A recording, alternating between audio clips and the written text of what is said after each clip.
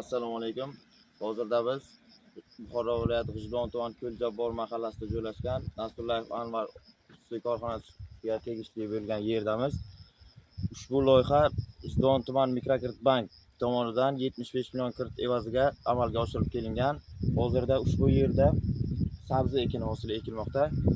Ushbu yer 7-konturda joylashgan bo'lib, umumiy yer maydoni 20 gektarga teng va ushbu 20 gektarda 96 ta dehqon xo'jaligi o'z faoliyatini olib bormoqda.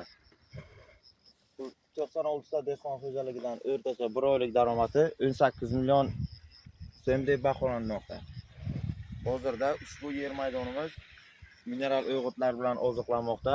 Suv sharoiti o'z vaqtida olib borilmoqda. Hamma sharoitlar yaratib berilgan.